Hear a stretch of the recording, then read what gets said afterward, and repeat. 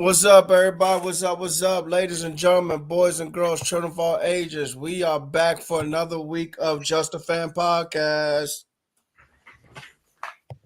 All right. So, I am quarter host, Wildcat quarterback that runs this thing, Coach Williams, the NFL mind, that direction, Pando 316. He can tell you what he's been doing according to what is underneath his title.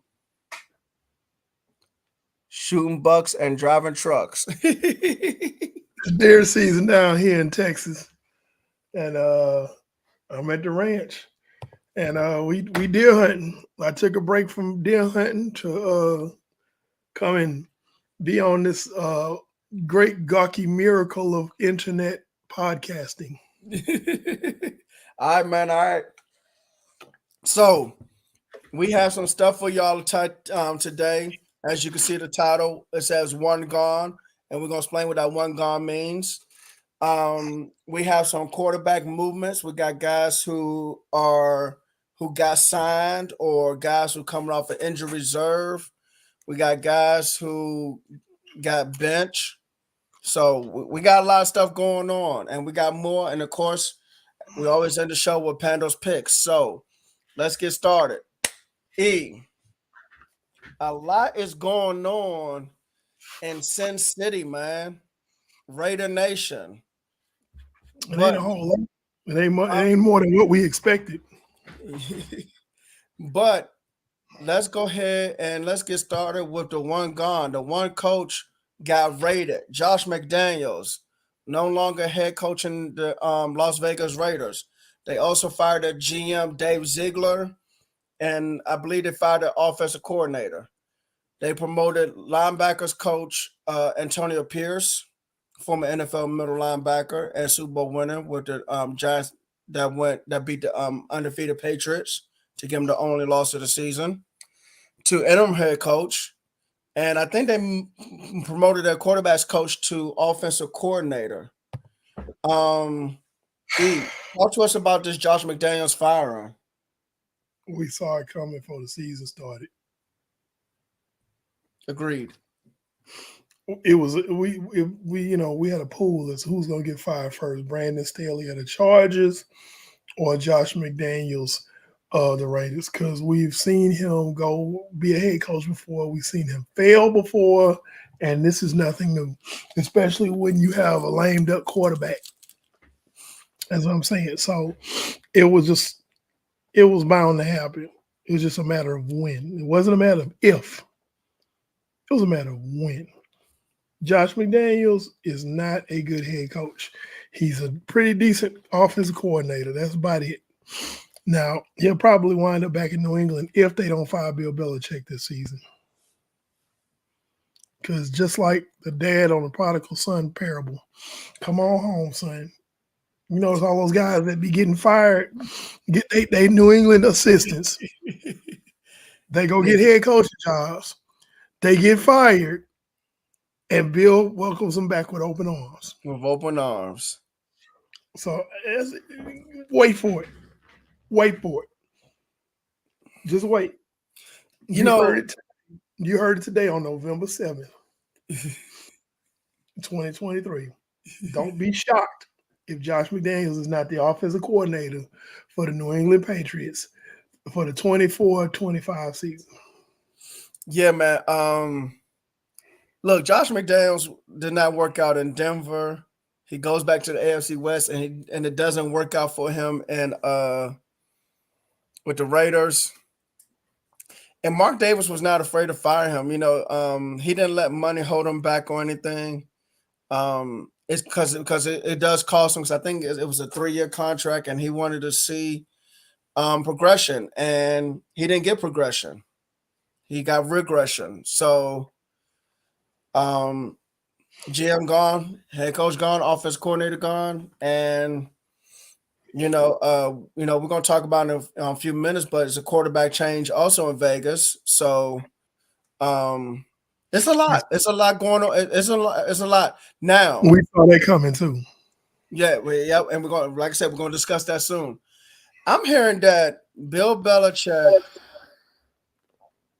I don't know where these rumors are starting from. First of all, the first rumor I heard was that he was going to get traded to the Commanders. Now, to me, that didn't make any sense because I'm like, why would you trade him to the Commanders? Like, I understand if you're going to fire Ron Rivera, and honestly, I wouldn't fire him until after the season. But trading him to the Commanders to me just doesn't make any sense. I know Washington has got some draft capital from trading Chase Young and Montez Sweat, but nah, I don't see that happening. Then I heard somebody, and I wish I would have saved the article, but I just didn't do it in time. Talking about trading Bill Belichick to Dallas. And I get Jerry Jones is desperate for a Super Bowl ring. I just don't think that's the answer either. But it definitely sounds like Belichick is not going to be there this offseason. He'll probably be gone. Now, whether it's fired or traded will remain to be seen, but I'm interested to see what happens. McDaniels, I don't know what McDaniels need to do. You talking about being a head coach in New England, that's not a good idea for him because he's already failed as a head coach. He needs to be an offensive coordinator. Coordinator underneath a strong head coach that's going to tell him, hey, man, don't do that. No, I agree. I agree with you. I just don't know where he'll go, though. I don't know where he will go.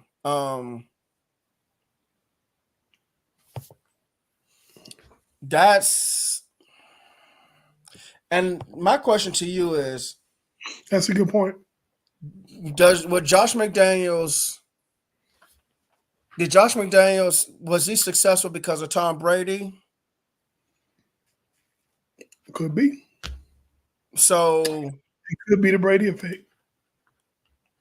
So then, how good of an OC is he really? How good is a coach Bill? How good is a coach is Bill Belichick really? And that see that's so. I mean, the rabbit hole goes way down. I know. Trust me. I know. The Brady effect has had not an adverse effect. It has a positive effect on some coaches' careers, and then with his absence or when they go off to coach with no Tom Brady, they don't have success. Exactly, because I mean, there's a long list of coaches who became head coaches somewhere else, whether it's Cornell, Mangini, O'Brien, McDaniels. I mean, it's a long list. Let's not forget about Weiss. And Charlie Weiss in college. Mm-hmm. Charlie Weiss was completely unsuccessful at Notre Dame. Yeah, I think he lasted about 2 or 3 years, and that was it. So, and it begs to ask the questions like, okay, is what we saw in New England a complete illusion? And Tom Brady was the one waving the magic wand. Because right now, the New England Patriots are a poverty franchise right now. Of course they are.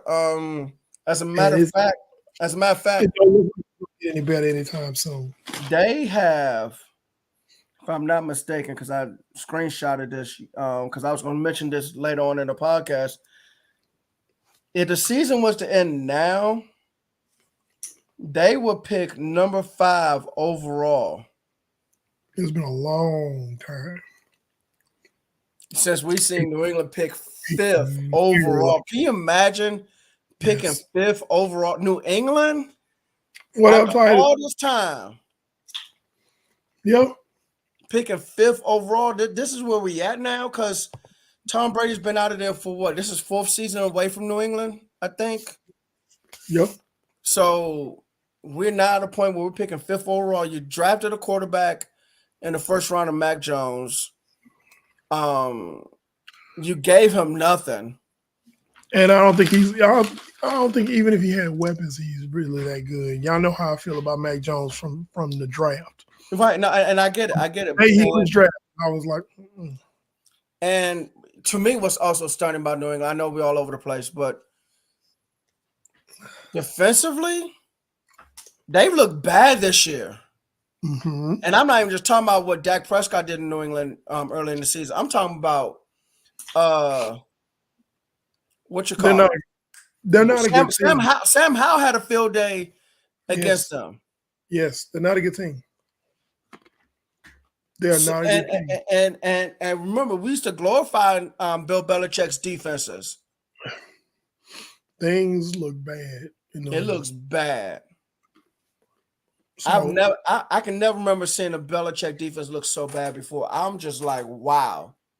So to get back on topic, talking about the Las Vegas Raiders and their debacle of a franchise, you know, they Raiders fans, the few that I know, were clamoring about how they need to get rid of Derek Carr, and Derek Carr is the reason why we losing, and Derek Carr this and Derek Carr that, and it's like, okay, you're gonna miss Derek Carr when he's gone. If you don't get somebody better, you're gonna miss Derek Carr when you're gone.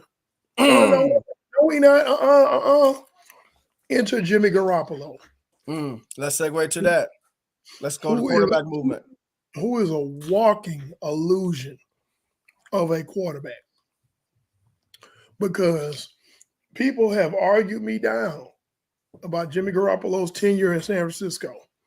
Oh, he led y'all to this and he took y'all here and he did. I said, Jimmy Garoppolo didn't take us anywhere. Jimmy Garoppolo sat in the back seat with his headphones on, eating a bag of chips. The vehicle was driven by the defense and the running game. Oh, man, you crazy. Jimmy Garoppolo, that, okay. So I'm going to take this time right now to say, let me get in the character. I'm wearing camo as it is. You can sit up here and you can look at me with your little beady eyes and you can talk about Jimmy Garoppolo. You can talk about he led us here and he took us there. Well, Pando 316 says I just proved you wrong. Where he at? He on the bench. And before that, what was he doing? Leading the league in interceptions. Yes, he was. I mean, he's not a good quarterback, like you said. And now You Adon got Connor. Devontae freaking Adams on your team. And you leading the league in interceptions. Get out of here. And Get out. Devontae Adams was just so frustrated. I mean, so frustrated. As a matter of fact, like I said, I'd be frustrated too if Jimmy Garoppolo was my quarterback. I'd be have me on self-harm watch. They be like, hey man, is he gonna be okay? No, he ain't all right. Jimmy Garoppolo's his quarterback. But yeah, Derek Carr got to get out of Las Vegas. But the Saints are above 500 though. Saints are above 500, and The Saints are above 500. Adon Connor wasn't too bad this past Sunday. I mean, 16 25, 29 yards. I mean, The Raiders are simple.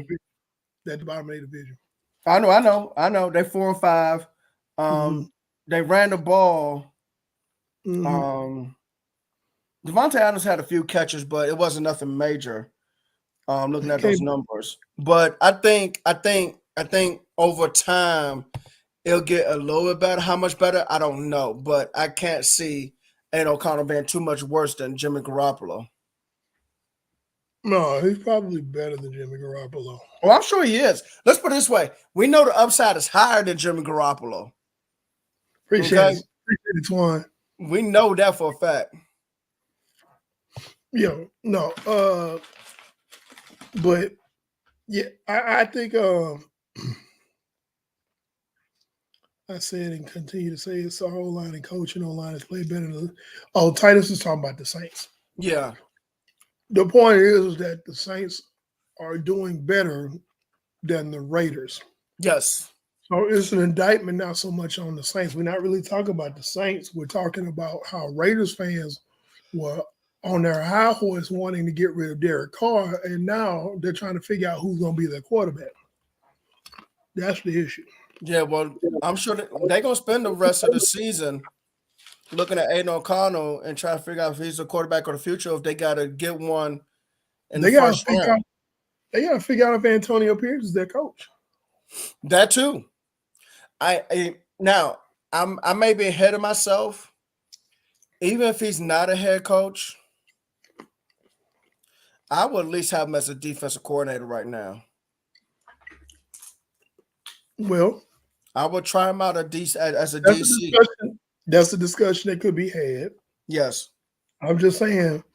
I know a team that basically promoted their linebackers coach to the head coaching position a few years back when they fired their coach. It didn't end well. Can't win with him. Can't play with him. I love Samurai Mike, but he was a terrible head coach. He wasn't the X's and O guys. He was a motivator. You know, he turned Right. Vernon Davis' career around, but Sure did. X's, Sure did. X's and O's, play calling situational. No. Yeah, And because Antonio Pierce gives me that same vibe. I'm not saying that he's gonna be just like Singletary. Singletary, but he does give me that vibe. Okay. So we'll see. We'll see. Yeah, we'll see. Yeah. Also, more quarterback movement. Hey, today was a shocker.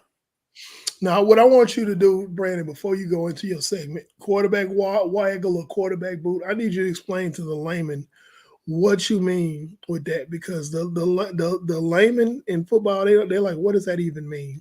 Okay, We so do have watch that don't know what that means. So you got to break. my bad, real quick. So quarterback waggle and quarterback boot. Those are when a quarterback is throwing the football and he's like rolling out, but there's some more details between the two that makes it different. I forgot what the details are between the two, between boot and waggle, but they're very similar because like I said, they both have quarterback rolling out, but there's some finer details into differentiate the two. The way I'm talking is, well, I was the waggle. I guess I'm just trying to make it sound like it's a good thing, and quarterback boot is a bad thing. Like he's getting the boot out of there. Whereas I'm making the quarterback waggle thing sound good. So that's how I'm making it for tonight's show. This is not real terminology. The real terminology, y'all can find out more on the internet or find an offensive coach. No, I get what you're saying, but I want you to explain the analogy that you're using by using that title. Yeah. So so that's what that is. So I'm making quarterback waggle sound good and quarterback boot sound bad. So that's all. But the quarterback waggle for today, which I was very, very surprised to see this even happen. Carson Wentz, former number one from first round pick, number 2 overall from the Eagles back in 2016, got signed today. He is backing up Matthew Stafford in LA with the Rams. With Sean McVay as head coach. Came from off the couch. Came from off the couch, man. Got a phone call and said, yes, I'm ready to fly to LA, Coach McVay. And I just did not see him getting signed at all this year from anybody. And I mean anybody, because I said, if you watch him leaving Philadelphia, if you watched him in Indianapolis, if you watched him in Washington, he was just horrendous. And matter of fact, I said last year on the podcast, this man is Tom Tupper's son. Anybody who don't remember Tom Tupper, he was a punter, but he was also a quarterback. And sometimes they would have him do fake punt passes. And so I was calling Carson Wentz a quarterback slash punter. The only thing is he was throwing and he was always throwing the football to the other team. So he might as well just been punting the football for the Commanders and for the Colts and for the Eagles. E, what are the Rams doing? Bringing in this guy, Tom Tupa Jr. Grasping at straws. Grasping at straws. Talk to us, grasping. man. Okay, so you go from one quarterback who loves to throw interceptions to another quarterback who loves to throw interceptions. More than the starter. Right. So the Rams are right where they are. They're in the area of irrelevancy in that particular division. That division belongs to Seattle or San Francisco, one of those two. Yes. So they're just like, we're just trying to stay afloat at this point. That's all it is. It's like, hey, let's make a headline. Yeah, people like headlines. Yeah, let's do that. Let's sign Carson Wentz. There's a reason why this man was on the couch for so long. And I was saying the man should retire because you're not any good. I'd rather bring in some rookie free agent quarterback who I can develop over time and make him at least look halfway decent. Let me tell you something. You got several teams right now throughout the week. I've seen signings of people who have been on the couch. And it's like, folks, there's a reason these people have been on the couch. If they were world beaters or if they were going to come out and change the trajectory of your team, then they would not be on the couch. They'd be on somebody's active roster. It's week 10, ladies and gentlemen. It's week 10. And these people have been on the couch for 10 weeks. And nobody's looking at that. Oh, we just signed such and such. Okay, where he been? Okay, he wasn't on nobody's roster. He's on the couch. Okay, yeah, we just signed such and such. Come play quarterback. Okay, but where he been? If he was really good, he would be on somebody's roster. I'm just saying. Let me say something about the Rams real quick. Man, how quickly things change. I mean, I know Stafford was hurt this past Sunday and whatnot, but they were looking pretty. They were looking all right in the beginning of the season with Tutu Atwell and Puka Chukwunua, whatever his name is. Puka Nacua. Whatever. And then now Cooper Kupp is off the injured list. And we'll see what happens because now the Rams finally have a first round pick this coming off season. They got a ton of cap space, but they got to figure out that quarterback position. They got to figure out the roster because they don't have a running game. They had a line, and then Kyron Williams got hurt. Well, okay. They need an offensive line, and they need an entire new defense because outside of Aaron Donald, I may not be able to name anybody on that defense off the top of my head. Who is aging and over the hill. He has flashes of his former self where he shows who his former All-Pro self, but Aaron Donald is no longer the defender that he used to be. Oh, there's no doubt about that. And people got to realize he was drafted in 2013. 10 years ago. Yeah. And he, being an interior defensive lineman, that takes a toll on you after a while. That takes a toll on you. So, as great as he was, and he's probably more than likely a short ballot, first ballot Hall of Famer, but man, he ain't the same. So that defense needs. The Rams got a lot of work to do this coming off season. They got a lot of work to do. Aaron Donald needs to retire. Stafford need to retire. Wentz need to retire. No, he's not going to though, but whatever. It's just bad when you just keep holding on and just won't. And that's another thing too. You gotta let go. You gotta let go because you tying up salary cap to unnecessary players that just don't need to be there anymore. And I know it may not sound good if you cut Aaron Donald and yeah, he did this for the Rams. Okay, yeah, great, good job. Cut the man, cut the law, get more salary cap space, cut Stafford, Get more salary cap space. Cut Cooper Cup. Get more salary cap space, man. You I got do you one better. I do you one better. I do you one better. Like he was already contemplating retirement after that Super Bowl. I know he was. That's the thing. He should have So retired. go. Hey man, go to the house, man. Stop trying to hang on. Yes, Stop. Quit it. It's okay. You done enough to where people are not going to ridicule you for walking away from the game. exactly. So Exactly.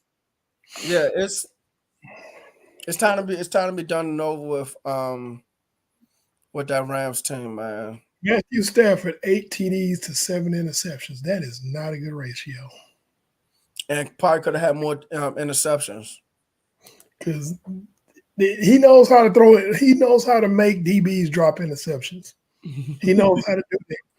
I give him that. If there's a talent that Matthew Stafford has, he will throw an interception, but he will throw it in such a fashion that Such the a- DBs somehow, some way drop them. But man, he'll throw 3 a game. Wentz gonna do the same thing. Man, Wentz gonna throw 5 a game. Mm-hmm. Unless he Um, sees a defense led by Steve Wilkes. But I'll go off. Yeah. Look, we're gonna talk about that eventually. Not tonight, but we're gonna talk about that eventually. Um, More quarterback movement. I see your boy. Always shorter than the fifth grader. Is finally off of injury reserve. Kyler Murray. He's supposed to be starting this Sunday. So here's the thing about that.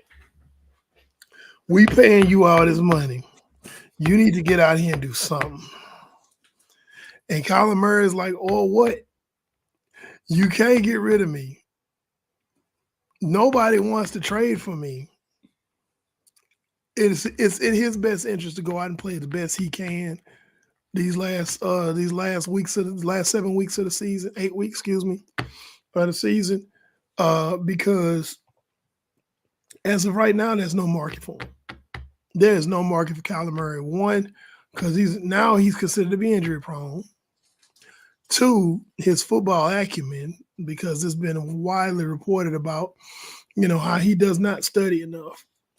And then 3, that ridiculously stupid contract that the Arizona Cardinals gave him that nobody is going to want to pick up if they trade for him.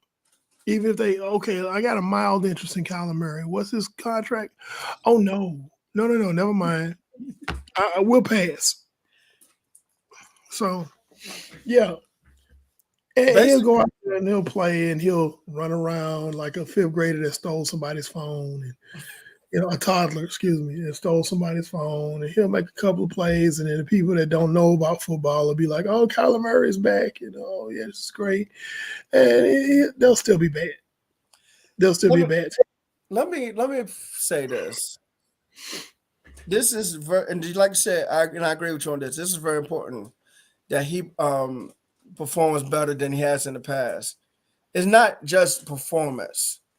He's going to actually have to show that he is in the film room studying film and that he is really learning how to be a true NFL quarterback. I'm not saying he has to be all world or anything. He needs to just be accurate. Right. He needs to show that he's a quarterback. Like, you said it yourself. You watched him in high school and he just relied on his gifts. In college, he relied on his talent. That's all he did. And then he came to the NFL thinking he was going to do the same thing. And the thing is, you got defensive coordinators that get paid millions and millions of dollars to study film on you. You got grown men that's been in this league 5, 7, 9, 12 years that are faster, and if they're not faster than you, they smarter than you. They were going to find a way to make you look bad, despite your gifts. It's rare to find a football player who just comes in and who is a man amongst other men in the league. You had your Randy Moss, okay. You had your Cam Newton for a few years, okay, but Kyler Murray just wasn't it. No, especially with that small frame. So I'm gonna run away from you. Yeah, he's You're right, Titus. He's considered a backup quarterback, but here's the conundrum that every team faces that will be vaguely interested in him as a backup. Going back to what I was saying, nobody wants to pick up his contract. That is Arizona, and since we could segue talking in the quarterbacks with bad contracts and what they're gonna do next year with them. Since we talking doing the whole quarterback discussion, this is a perfect segue. Okay. You have Kyler Murray Bad with a contract. ridiculous contract. You have Daniel Jones, Yes. Who's now injury, injury reserve? wasn't playing great before the injury. No, Bad bad contract before bad contract. Now you have Kirk Cousins, bad contract. injury Now reserve as Kirk well. Cousins he's a free agent. He's a free agent at the end of the year. Somebody might bite on Kirk Cousins. Out of those three, somebody might bite on him. And But Deshaun he Watson is a bad contract too. bad contract. Deshaun Watson injured. All four of these quarterbacks we just mentioned, all four of them have injuries and some hole somewhere in their game, and they got bad contracts. Those are the things those four quarterbacks have in common. And what makes them less desirable as trade bait is mainly that contract. And then because you get some people like, well, we'll bring in such and such to coach him, and we'll change him and fix him, and we'll do this with him. Okay, fine. Let's say you do find somebody who's a quarterback whisperer that changes that game and makes some better players. It's still the issue of injuries, and it's still Yes. the issue of those mainly the contracts. Yes. The business side of football is what a lot of fans tend to ignore. And it's like, yeah, we should get such and such. And be like, well, what cap space? Oh, well, we should do such and such, and then go get this guy and get that guy. I say, okay, well, what cap space? Well, we paying such and such all of this money to do this. Actually, his contract this particular season is on the low end. It escalates each year. And there's also a trade clause in there where the team can get out of his contract with no money, without having to give up any money. But people get mad at me when I argue about the business side of football. And I'm like, this is where you watch teams that don't know any better. They don't have capologists, or they don't have very good capologists on their staff to say, hey, this contract doesn't have a trap door we can get out of, man. If we end with this guy, we going to pay this man. This man is going to get paid even he's not on our team by us, and it's not a good look. I saw a figure earlier, and this is just some of my coaches, but the Raiders are still paying John Gruden, and now they're paying Josh McDaniels to not coach their team. They still don't get right. paid. You're probably right. Now, fortunately, that doesn't go against the cap, but that's what we talk about with mismanagement when we talk about how teams can mismanage their financial situations. And these quarterback contracts, oh my God.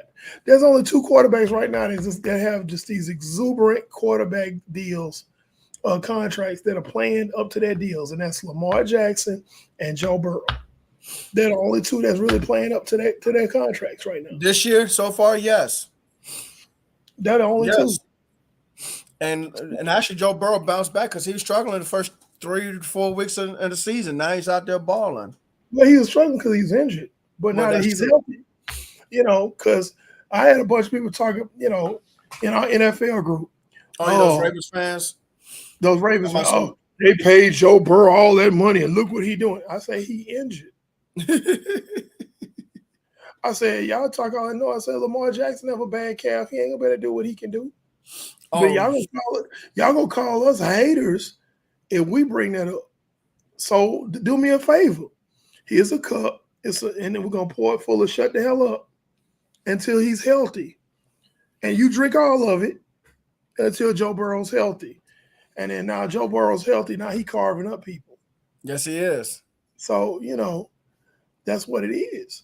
And actually, Lamar Jackson needs his calf more than Joe Burrow needs his calf. Exactly. So, you know, uh, people have a lot of knee jerk reactions about different things, but there's certain things that just gonna be they're gonna be concrete. They're gonna be like foundation on a doggone skyscraper. It's gonna be there. It ain't going nowhere. And it's the fact that you have to, if you go give these guys these type of deals, you have to know what you have. You can't. It can't be a shot in the dark. It can't be a knee jerk reaction. It can't be Ray Charles at a gun range. It can't. Okay, you have to be. The quarterback market is so high right now Yes. that if you gonna pay a guy, you have to be sure beyond a shadow of a doubt that this is your guy. Because if this guy falls flat on his face, you have very little way to get out of it. Ask the Giants, ask the Cardinals, ask the Browns. You know what I'm saying? The list goes on. So, Yeah, the Browns gave Deshaun Watson that guaranteed contract, and oh my lord, they try to put some of that guaranteed money on a credit card, but $63 million cap hit for the next 3 seasons, 24, 25, and 26. I mean, yeah, but it's yeah, man, bad. yeah. So I mean, speaking of bad contracts, we're getting away from quarterbacks for a second here. The Chicago Bears extended Montez Sweat. Yes, They gave him 73 million guaranteed. Wasn't the full contract was what, 84? Was it? I think it is 84. It's 84 million, 73 of it guaranteed before he played a down. Okay, I need the Bears. I need one of those rubber stamps where you put it in the ink and you stamp it. I need the entire Bears front office to line up so I can stamp stupid on their forehead. And let me explain, because I don't just say stuff and throw stuff out there into the atmosphere without explaining myself. You acquired Montez Sweat in the trade. What happens when a player is traded to another team, Brandon? What happens with his contract? That contract usually follows unless that previous Follows, team follows unless in that, factors. unless Unless, that previous team swallows a lot of that money. so in this particular situation, basically he picked up the Bears picked up Montez Sweat's contract from the Commanders, right? Yes, they did. Which means he plays to the end of the year on that Right. contract. He becomes a free agent at the end of the season. Right. Okay. Montez Sweat has been playing in a scheme with three other highly talented defensive linemen. That's right. And he's been consistent. He hasn't been great, but he's been consistent. Right. Okay. Now you taking him and moving him from those other three guys, another one who got traded away, but you taking away from those three guys, you put him on another team that hasn't been very good. And you're going to respect that same production or better. Judging by their contract, they're expecting them to be better. Of course. Well, judging by Now, the contract, they expect him to be a 12 to 13 sack season guy. double-digit sack guy, which I think he only reached that once in his career, if I'm not I mistaken. don't know. No, his season high is 9 sacks. Oh, he's never reached double digits. Exactly. Thank you for proving my point, Brandon. Now, here's why I'm going further down the rabbit hole with this. Okay, you like him, you think he's going to be great for your team. That's great. But why would you pay him that extension before he even plays a down for you? Because that contract was signed before he played his first game with the Bears. You got 9 more weeks of football to see if he fits in your scheme with your defensive coordinator, with your coach who's a defensive-minded coach, to see if he works. And guess what? If it works, great. Extend him in week 16 or 17. Why would you extend him and he hadn't played it down yet? I'm gonna give you an example. People love garage sales, right? Yes. Okay. You come over to my house. I'm having a yard sale. I got a Husqvarna chainsaw sitting right there on the table. and you're like, hey man, give me that chainsaw. I like that chainsaw. I said, okay, give me $300 for it. And you're like, okay, cool. Because you looked at my garage, you see just wood just stacked up, firewood just stacked up in my garage for the winter. And you like, yeah, man, I want that chainsaw. You ain't started the chainsaw up. You ain't seen if the bar is bent. You don't know if the carburetor's working. You just know it worked for me. You didn't pay me $300 for a chainsaw. You don't know it's gonna work. And I'm sitting here telling you, hey man, you want to try it out? There's a log over there. You can cut on it, see how you like it. No, that's good. I'm gonna just go ahead and pay you. Here's take my money. That's what the Chicago Bears did. That's an analogy for what the Chicago Bears did. Exactly. And what's worse is, guess what? If he doesn't work out, let's say the chainsaw don't work, you bring it back to me, I give you $50 back of your $300. You still in the hole for $250. That $250 in my story is the $73 million that you have given this man. He has not played a dime for you. Not to this past Sunday. And I stand on that. That's stupid. And somebody was arguing with me earlier in our NFL group talking about it's the same thing as free agency. How the hell is it the same as free agency when you actually get to see this guy play before you pay him? Mm-hmm. He gets to put on a jersey and a helmet for your team without you having to pay him nothing other than his current contract. And the thing is, just because Washington ran a variation of a 4-3 and Chicago runs their variation of 4-3, it may not work because each scheme, the way it's coached, is coached differently. There's details within it. You can't convince me that that's a smart move. You cannot convince me that that's a smart move. That is what we mean by knee jerk. Oh, he did all of this for Washington, and but he never. First of all, he never had double-digit sacks. Second of all, he had a great supporting cast on that defensive line with him. So especially in the interior, he was taking on one-on-one blocks instead of taking on double teams because he was not the man. But now I'm gonna give you another example. This happened years ago. You're a Cowboys fan. You know who Alvin Harper is? Of course. Alvin Harper was making all these catches and doing all this stuff with Michael Irvin on the other side. And Jay Novacek as a tight end. And Jay Novacek is a tight end. Okay. He leaves the Cowboys and goes to Tampa Bay. Gets this big old contract. We never heard from him again. He was never the same wide receiver. Because he didn't have the supporting cast that he had with him. And actually, he was the supporting cast because Michael Irvin was the man. You got to think about it. When you go back to that 90s Cowboys, he was a supporting cast. He was basically a number 2 that they paid to be a number 1. Outside of the offensive line and quarterback Troy Aikman, when you prioritized Irvin, Harper, Novacek, Moose, and Emmett, Moose was a fullback, but you would prioritize Moose more than you would Alvin Harper at the time.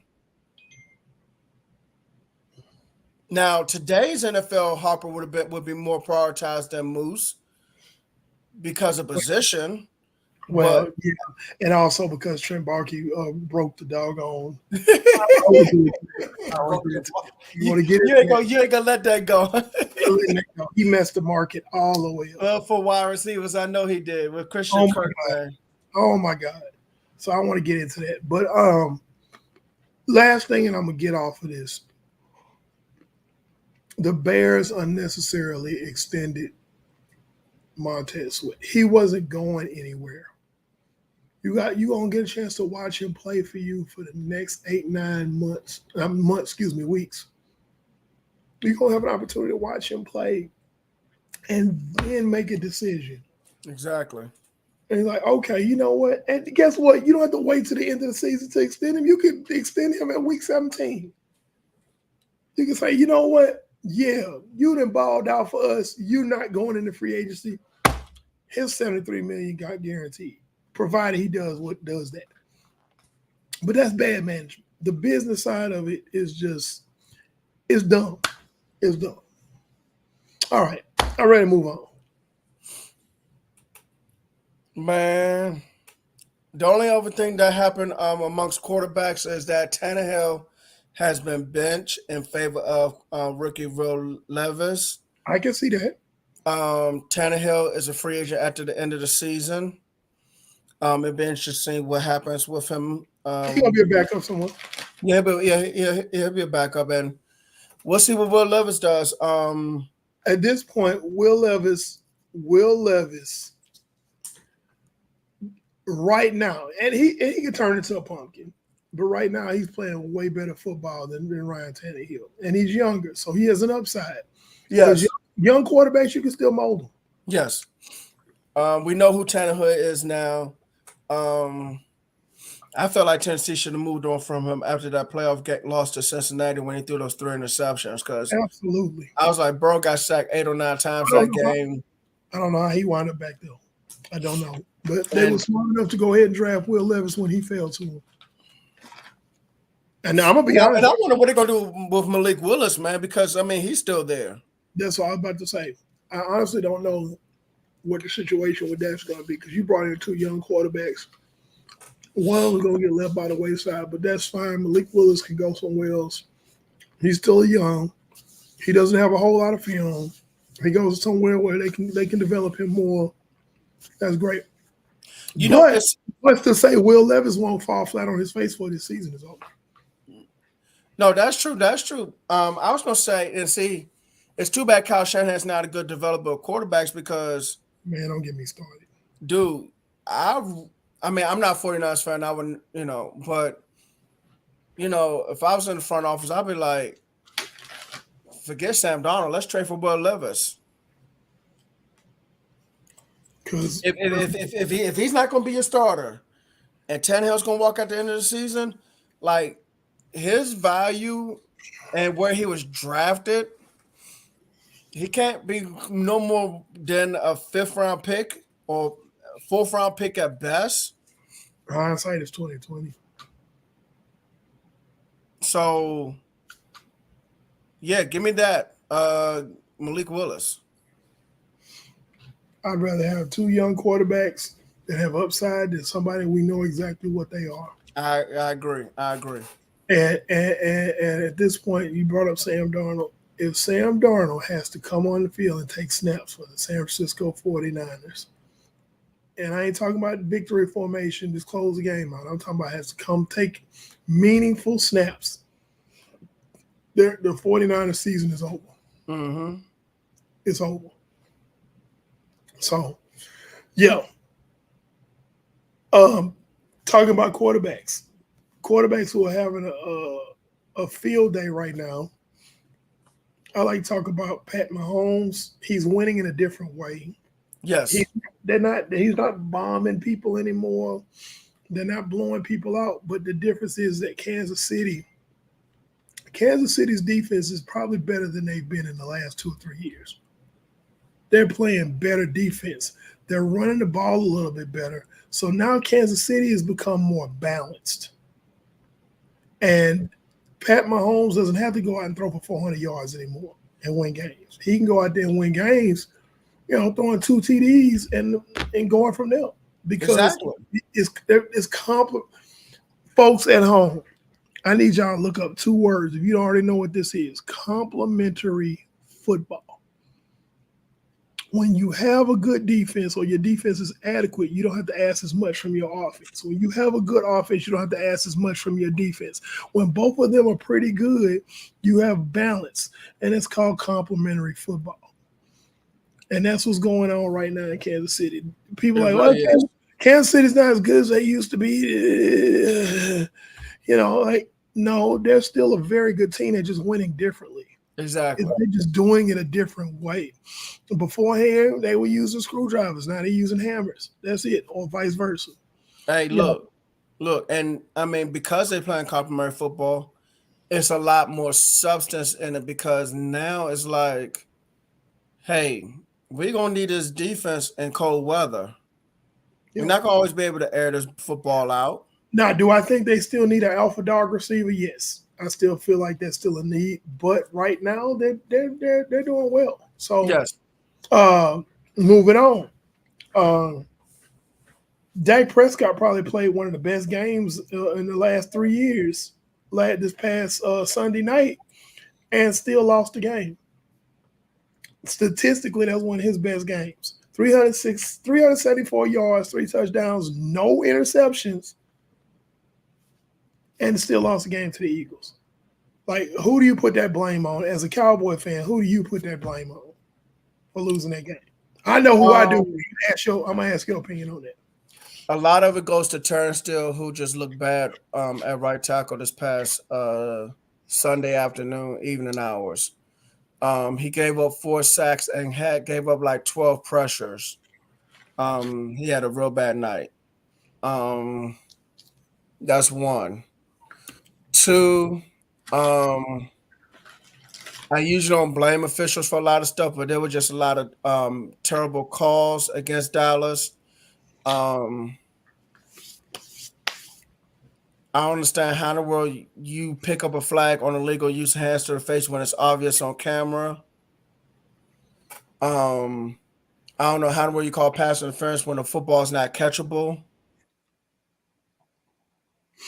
Now, So I agree with you to an extent on the officiating. Now, the last probably 5 minutes of the game, yeah, it was going against Philadelphia, and they were I will say that.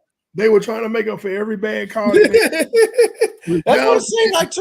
That's calls. exactly what it seemed like. They were trying to make up for every bad call, and I'm like, nah, you got. But my thing is this though: you can't sit here and try to make things right when you had it wrong in the first place. Get it right the first time. Oh, and You know what I'm saying? let's just be real, and we're gonna leave this topic alone. But the officiating in the NFL right now is really suspect. Hey, you know what? I'm gonna tell you something right now. As a high school coach, I deal with it on that level too. I do. I do. I see it because I remember one game we had early this season. Quarterback's in the pocket and he throws the ball to bounds, and I'm sitting here and because I filmed the game, so I'm up in the stands and I'm sitting here. I'm signaling this, and if anybody knows a signal means intentional grounding. Rounded. And nobody even called it. I ain't seen that one flag come out. And I'm like, okay, Officiating all around is not as good as it used to be. It's no, just I agree. it's really bad. It is. From high school to college to professional, And the thing what makes it worse with the NFL is they held out several years ago to get more money and they got it into their favor. And it's like, why did we pay y'all more money? Because you guys are looking terrible right now. well, it's the same concept as when you paying a player a whole bunch of money, then they start shamming as soon as they get that big contract. Well, I guess you're right. My So thing, let's go ahead and go to my picks. Pando's picks for the week. Last week I finished 8-5. I'm still at about 82% on my picks for the year. I like to get above 85 or higher. mhm. But I've never gone below the 80 percentile on my picks. So if you're a betting person, go with Pando's picks because I'm not going to lead you wrong. I'm not right all the time, but I'm right more often than I'm wrong. You know what? Eventually, we're gonna have to tie you to a promotion with someone like DraftKings or something, or FanDuel or something at some point, man. Hey, if anybody know how to get in contact with FanDuel or DraftKings and see if we can promote them, along to go along with Pando's picks, let us know. All right, so here we go. This is week 10. Panthers versus the Bears. I have the Bears winning that one. Bryce Young is looking like he's not the pick. They should have picked with CJ Stroud. That's what it's looking like right now. Because The CJ Bears, Stroud had a hell of a game this past Sunday. Bears are starting to gain traction. They'll still probably finish last in that division, but they're gaining traction. And I like the Bears in this one. Okay. Colts at the Patriots. The Patriots are the Titanic after it hit the iceberg. It's just slowly sinking. The Colts are a really tougher than we thought AFC South division. Now with Houston playing better football, Jacksonville being just monstrous, and the Titans switching to Will Levis, which could mean an uptick. So the Colts will have to keep pace with the rest of the division. I like the Colts in this game. Okay. The Patriots are pretty much you can stick a fork in them. Yes. Texans at Bengals. Mm. Joe Burrow is playing out of his mind right now. I like D'Amico Ryans. I like the direction that the Texans are going defensively, and especially with how well CJ Stroud played. This kid played out of his mind last week. Sure did. But they finna come back down to earth this week. I think they'll Texas give up a good fight, but I got the Bengals. The Bengals at home are tough to beat. So give me the Bengals for that. Next game is a pick'em game. I have the Saints at the Vikings. It's a pick'em game. It could go either way, but if you put a gun to my head and it's like, okay, pick somebody, I'm gonna go with the Vikings. Really? Yes. Why? Honestly,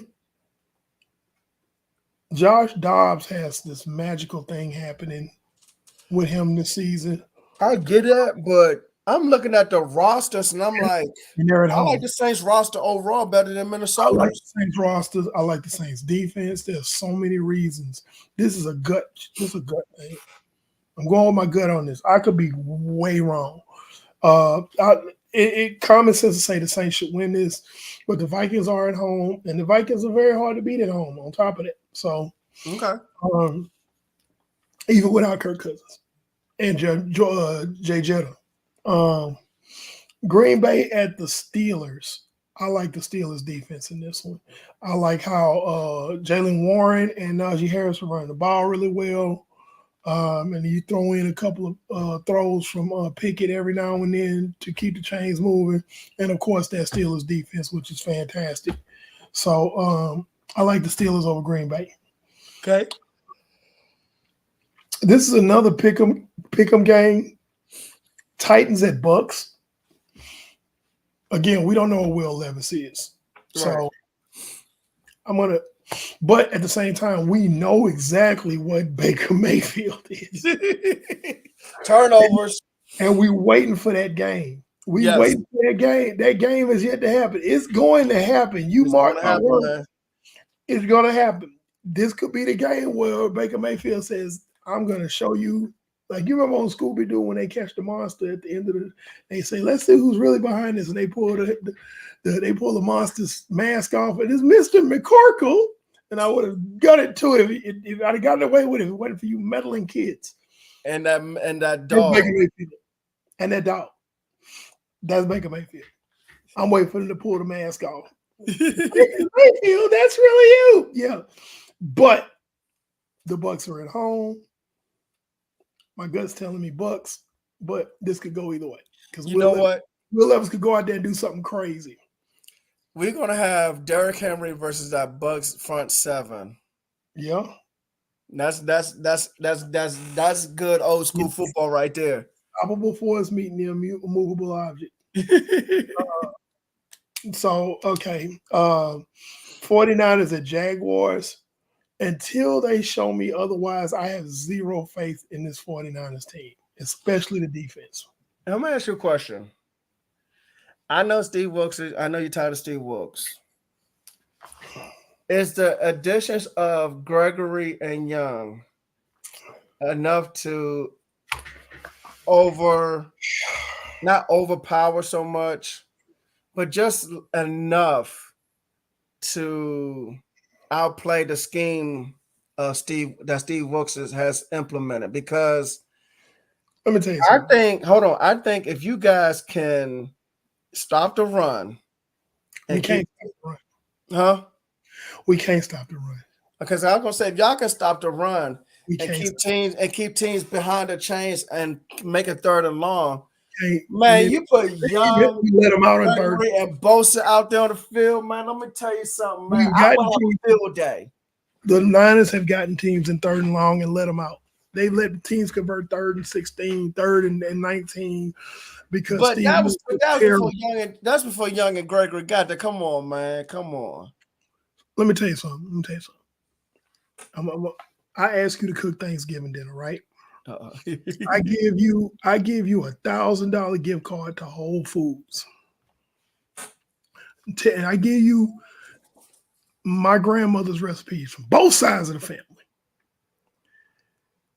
If your ass can't cook, you just can't cook. I don't give a damn what the ingredients are. I don't care what the recipe is. Yeah, but you know what? There are Until times that, otherwise, Steve Wilkes is a bum. but Period.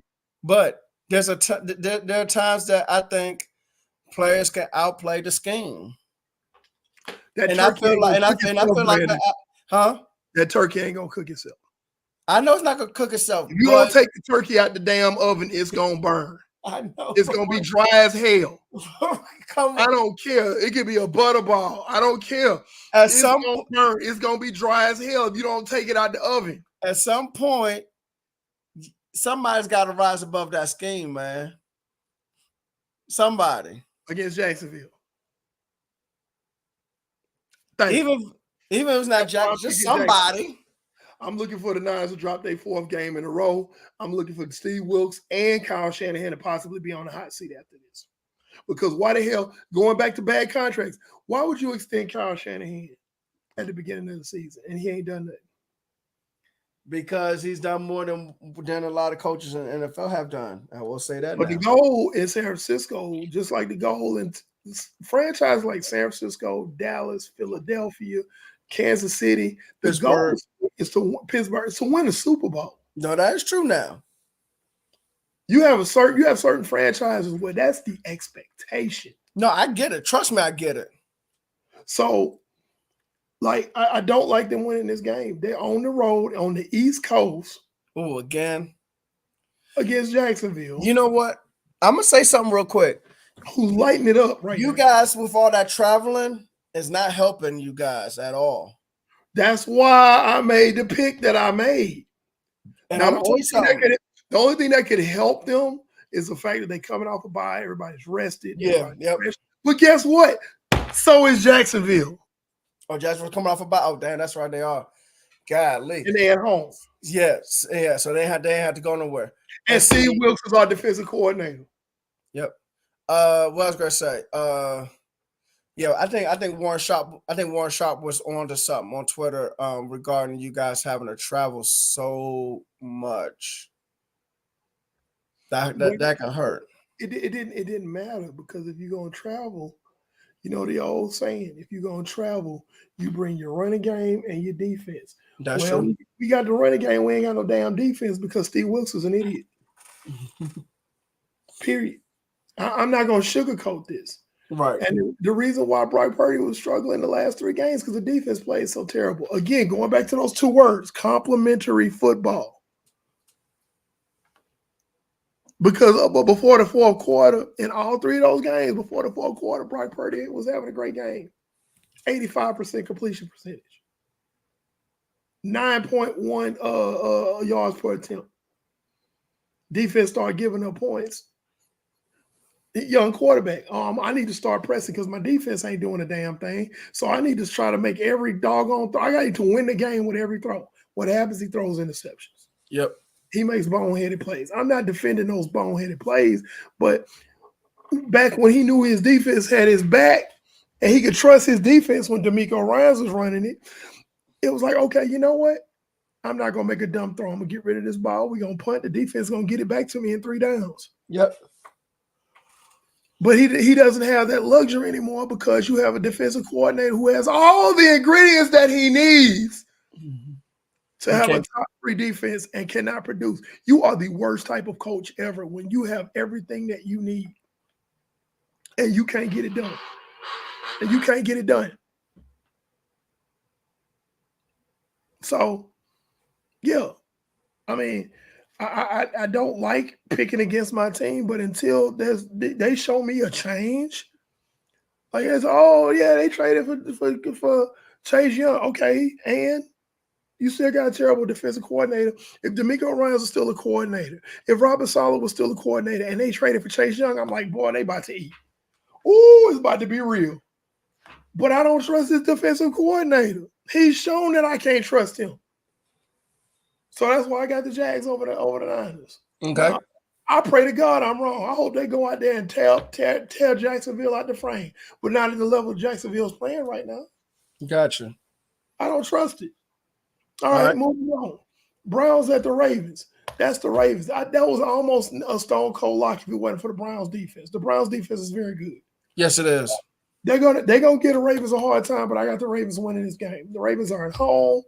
Uh, Lamar Jackson is on a whole nother level. We didn't get to talk about him, but he's on a whole nother level now with this new coordinator. Again, coaching makes a difference. Yes, it does. We talk about how coaching makes a difference. Okay, going back talking about San Francisco, you had two ace defensive coordinators, two tenures in a row. You bring in Steve Wilkes, all of a sudden the defense bad. Coaching makes a difference. So moving on, we have the Falcons at the Cardinals. I like the Falcons going there and Yes. and going there and handle business.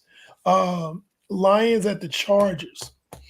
The Chargers, they just holding their head above water at this Yeah, point. they are. Yeah, they are. They just teeter-totting on the fence. They just, they don't know what to do. And yeah. The Lions are the real deal. Honestly, they're my second best team in the NFC at this point. They showing improving. So I like the Lions going into LA cross country and beating the Chargers with that Okay. blue style of football. This is my stone cold lock of the week. I have the Dallas Cowboys beating the Giants to death. Now, you said that you would never use the Cowboys ever again. That's your stone cold lock. Yeah, but I mean, if they lose this game, man, I'm gonna dog the Cowboys every week. Hey, don't say that, man. Don't say that. Hey, I'm listen. I'm finna dog the mess out of Dallas. Dude, if we lose this game, Mike McCarthy is fired my my thing at the bottom of the minutes. screen is gonna say Dallas is trash under my name. If they lose Listen. the game, they better not lose the game. Listen. Mike McCarthy is fired 5 minutes after the game. They ain't gonna let him like go clean out his locker or nothing. They just gonna say, just get out, call an Uber. Okay. Yeah, I said it. I said what? Said what? What I say? What I say, Carl? That Dallas will never, you never use Dallas again for your stone cold lock. I mean, there's no other locks on here. There's no other locks on this. So, I mean, if you can't beat the Giants at home with a third string quarterback, what you playing for? What you playing for? We got a third string quarterback. And then they gonna win that game. And we them boys like you beat a JV team. Dallas is yet to beat a team with a winning record yet this season. But they're gonna beat this one. Third string quarterback. The third string quarterback, this losing team with third. That's what you're supposed to do. So, but they're gonna be talking, oh man, we going to Super Bowl. You beat the damn Giants. Shut up with a third string quarterback. Shut up. Shut your mouth. Shut up. That's it. So Commanders at the Seahawks. Hey. Seahawks are at home. Sam Howell's playing good. He's playing good. But I'm gonna tell you right now, Devin Witherspoon, Tariq Woolen, all those guys, they finna eat. That secondary, let me tell you something. First of all, if he holds on to the ball too long, that front seven of Seattle's gonna get to him. Leonard Williams. Yeah, they're gonna make life hard for him. If he makes a bad pass, they gonna clean that up. That secondary for Seattle is very good. They're yes, not it is. Boom, they something different. But you know what though? You want to talk about mask? Mm-hmm. Somebody's mask almost completely came off this past Sunday. Who's that? Gino.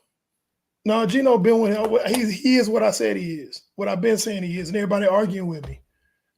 He just showed what he really is. No, I know. And it's like people still, Gino, but man, get out my face talking about Geno Smith, man. Shut up. He doing a little bit better. We got to stop crying at quarterback so early, man. Stop. Gino has been Gino, and he Gino'd it up against a top tier team like the Ravens. Sure did. So Jets at the Raiders. Zach Wilson's playing a little bit better. Yeah. Uh, and I don't know what Aiden O'Connell's gonna do. The Raiders are riding the high, but I still like that Jets defense. Yeah, that's great say, man. You got a rookie quarterback against that defense, man. That's gonna be tough. Defense looks really good, and then you talking about a rookie quarterback. Yeah, And that's I tough. watched the offensive line of the Jets kind of struggle last week That's true. against against the what's line Chargers. The Chargers, yeah, it was Yeah, it Chargers. was the Chargers. Yep. And we talking about an over the hill Khalil Mack. We talking about an over the hill Joey Bosa, but Mm. they still was giving them fits. So you talking about this Jets defensive line coming across the line at Aiden O'Connell. I like the Jets to win this in a close one because I think he's going to turn over the ball and he's going to put them in a good. The Jets defense is going to put their offense in a good scoring position. So Broncos at Bills. Hey man, Josh Allen looks bad, but winning is a great elixir when you playing against a team that's inferior to yours. You know what? You know who else is a frustrated wide receiver in the NFL right now, and they in the same conference? Stephon Diggs. Yo, Stephon Stephon, Diggs is Josh frustrated. Josh Allen, Jimmy Garoppolo, Mac Jones, and Sam Howell. What do they all have in common?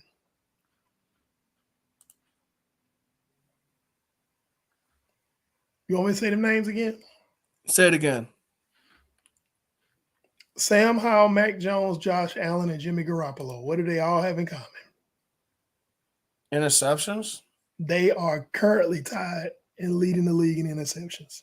Golly. And you know what? While everybody, including national media, was crowning Josh Allen, I still think he's a good quarterback. I just I no, no, I still think no, I don't think he's no, great. no. I will stand on a mountaintop by myself, 10 toes down, chest out. I still don't believe in Josh Allen. I think when Diggs that got there, I think it made his life so much better and But easier. no, now I didn't say I thought he was great. I just said I think he's a good quarterback. I don't think he's great. I don't think he's good. People are calling him elite. I don't think he's elite. I think he's still good. I don't think he's good. Well, I they gonna think they gonna beat the Broncos though. well, I mean, yeah, but I just like I said, I was down on this mountain by myself, but I just don't believe in Josh Allen. I'm sorry, never have, never will. Well, I don't think he's gonna get him to Super Bowl. As a matter of fact, Oh no, no, no, no. they're gonna get He's supplanted. he's not going to be what Jim Kelly was with that K gun offense in the '90s. No, I think he makes too many mistakes. Also, you got a coach that doesn't like to run the football enough, so that hurts him as well. He likes And to run the ball too much. the head coach also got rid of Leslie Frazier because of I know why he got rid of him. It's because of scheme differential. I'm not getting into it, but I know that's what it was. Because they're two different kind of defensive minded guys. I don't know why. I know he's a good defensive coordinator. I don't know why you brought in Leslie Frazier. You guys don't think the same when it comes to defense. Okay, so to recap, I have the Bears over the Panthers, the Colts over the Patriots, the Bengals over the Texans, the Vikings over the Saints. That's a pick 'em. The Steelers over the Packers, the Bucks over the Titans. That's another pick 'em. Jags over Niners, Ravens over Browns, Falcons over Cardinals, Lions over Chargers, Cowboys over Giants, Stone Cold Lock, Seattle Seahawks over Commanders, Jets over Raiders, Bills over Broncos. You know that Thursday night game is terrible. They need to really start worrying about flexing because no, That ain't Thursday night game is terrible. I was like, God, listen, is that who's on Thursday night? listen. Ain't nobody. First of all, Amazon, the way you have to watch those Amazon. Let me stop hating on Amazon. They might sponsor us one day, but they need to start flexing these games. Nobody wants to watch the Panthers and the Bears on Thursday night on prime time, except for fans of those teams. Nobody that is not a fan of those teams wants to watch that game. Right. Nobody does. Thank you. Anyway, before we go, ladies and gentlemen, boys and girls, I do want to make a couple announcements that is interesting. One, every team, as of right now, if the season was to end, every team in the AFC North will be in the playoffs. I repeat, every team in the AFC North will be in the playoffs if the season was to end today. Baltimore Ravens at the 2 seed, Pittsburgh Steelers at the 5 seed, Cleveland Browns at the 6 seed, and Cincinnati Bengals at the 7th seed. Okay. And then, as of right now, here are the top 5 picks in the 2024 NFL draft. If the season was to end today, of course, things will change. Arizona picks number 1 overall. Chicago Bears pick number 2 overall, but that pick is coming from Carolina with that DJ Moore trade. Number 3, Chicago Bears again, but that's their original draft pick. Number 4, New York Giants. And number 5, the team who we just finished talking about collapsing, we said it earlier in the show, will be picking 5th overall, the New England Patriots. So we got a whole lot of football left, but you can see what teams are as far as playoff hunt and first round, first overall pick hunt. So I am your quarter host, the Wildcat quarterback that runs this thing, the NFL Encyclopedia, Coach Williams. Love that 5-bear defense, that direction, the defensive minded guy, Pando 316, who was shooting bucks and driving trucks, baby. I'm finna go kill a hog tonight. Killing hogs, and he gonna head back to Run and Shoot City, where they run that run and shoot offense like the 1993 Houston Oilers, where you got the late great Buddy Ryan punching Kevin Gilbride. That was funny. I was in high school when that happened. Okay. So yeah, By that's the way, it. we are live on YouTube. My bad. We are live on YouTube, Twitter, Please Twitch, subscribe. and Facebook. Okay, you can follow us on Twitter, Facebook, IG, and TikTok. All You that. can, you can also listen to us on Google, Apple, and Spotify podcasts as well. And also, don't forget, get us to 500 subscribers so we can get a Patreon going. And you can see Eric acting a fool in the green room, not drinking water or no, I'll just be don't drinking listen more to him water. at all. Okay. And then with Pando's picks, we need somebody to talk to FanDuel or DraftKings and see if we can tie all this betting with Pando's picks, okay? Ladies and gentlemen, boys and girls, show of all ages, good night. See you next week. Some gotta die. Peace.